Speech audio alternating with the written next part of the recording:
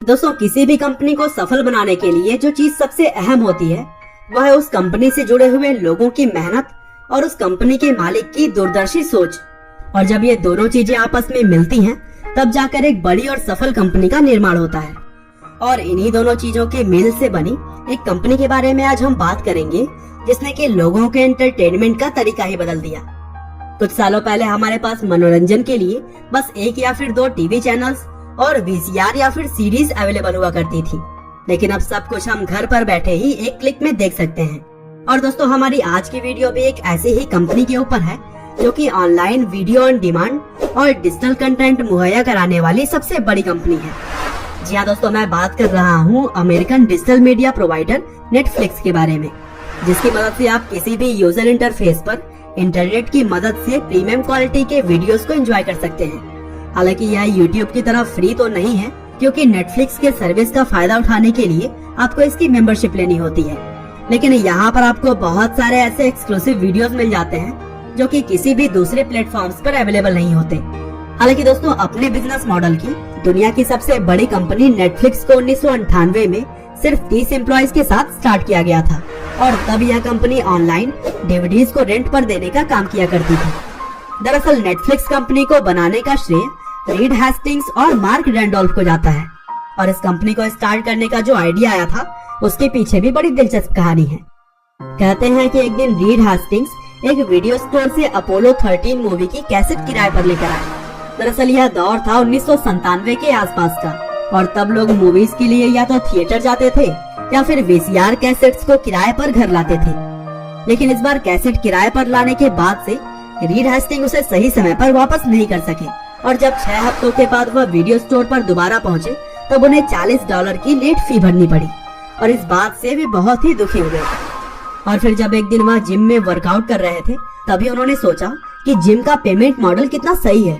आपको बस एक बार मंथली मेंबरशिप लेनी होती है, जिसके बाद आप जितना चाहें उतनी एक्सरसाइज कर सकते हैं। और यहीं पर अपने दिमाग में आए हुए आइडिया को उन्होंने कैसेट्स पर अप्लाई करने का सोचा, और फिर इस आइडिया को उन्होंने अपने एक दोस्त मार्क रैंडोल्फ के साथ शेयर किया। और मार्क भी उस समय Amazon.com के ऑनलाइन किताब बेचने के बिजनेस मॉडल से बहुत ही प्रभावित थे, और वह भी कुछ इसी तरह का काम स्टार्ट करना चाहते थे। हालांकि दोस्तों, अब वीडियो कैसेट रिकॉर्डर यानी कि वीसीआर का दौर खत्म हो रहा था, और इसकी जगह आने लगा था सीडी और डीवीडी।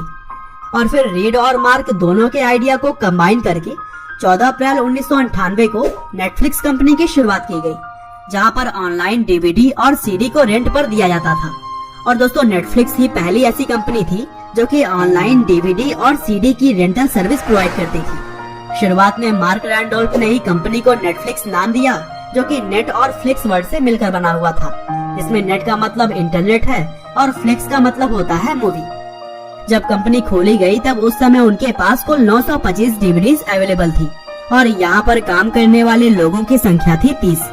हालांकि शुरुआत में नेटफ्लिक्स ने भी पे पर रेंट मॉडल पर काम किया, लेकिन कुछ महीनों के बाद 1999 के सितंबर में उन्होंने मंथली सब्सक्रिप्शन मॉडल की शुरुआत कर दी, जिसके तहत एक बार महीने में सब्सक्रिप्शन फी देने के बाद आप चाहे जितनी अलग अलग डीवीडीज को रेंट पर लेकर देख सकते थे।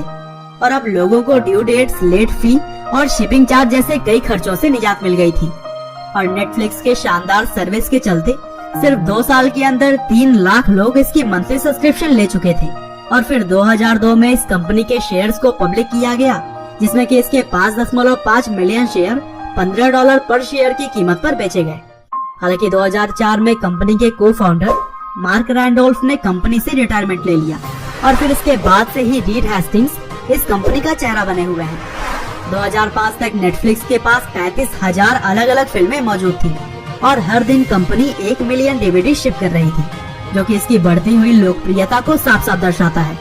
हालांकि इस बिजनेस का ग्राफ भी अब धीरे धीरे नीचे आने वाला था, क्योंकि पूरी दुनिया में इंटरनेट की लहर शुरू हो चुकी थी, और इसी बात को देखते हुए नेटफ्लिक्स ने ऑनलाइन स्ट्रीमिंग का सर्विस प्रोवाइड करने का सोचा। हालांकि अभी उन्होंने अपनी आइडिया को एग्जीक्यूट नहीं किया, क्योंकि उस टाइम इंटरनेट की स्पीड उतनी ज्यादा अच्छी नहीं हुआ करती थी।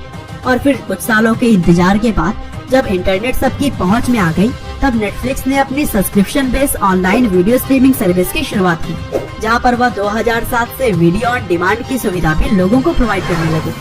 और फिर आगे चलकर इंटरनेट की स्पीड और टेक्नोलॉजी के बढ़ने के साथ ही नेटफ्लिक्स भी बुलंदियों को छू गया और 2018 तक के आंकड़ों के अनुसार नेटफ्लिक्स के 125 मिलियन से भी ज्यादा सब्सक्राइबर्स हो चुके थे, जो कि इसे सबसे बड़ी यूजर बेस वाली कंपनियों में से एक बनाती है।